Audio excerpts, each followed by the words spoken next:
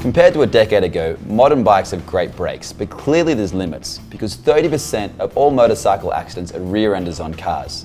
So we're going to give you some handy tips and practical advice on how to improve your braking.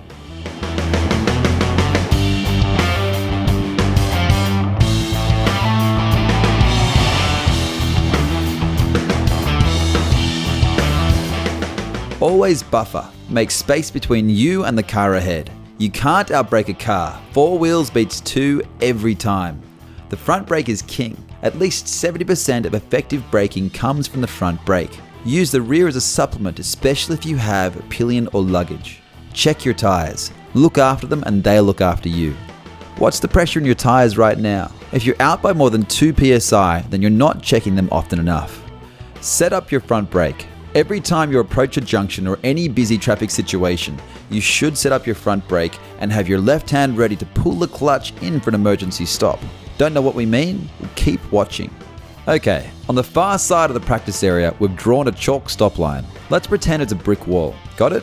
From the other end of the practice area, ride at 40 k's towards the line and use the front brake to emergency stop at the last moment you think you safely can. Make a mental note of where you stopped. Now, let's do it again, but this time we're going to break it into some steps. Set up at 40k again. Take up the slack in the brake lever and feel the friction point as the brake pads just touch. Keep your arms bent and head up. Grip the tank with your knees and thighs, feet on the pegs. Now squeeze the brake progressively harder until you come to a stop. Did you feel the difference? The first step of taking up the slack in the brakes and sinking the front suspension is called setting up. It readies you and the bike for braking hard. Lift your chin to keep your vision on the horizon. If you look down, that's where you'll go. In a real-life emergency, the urge is to slam the brakes on full in one go, but the 2 steps of setting up then squeezing gives you full control of emergency braking.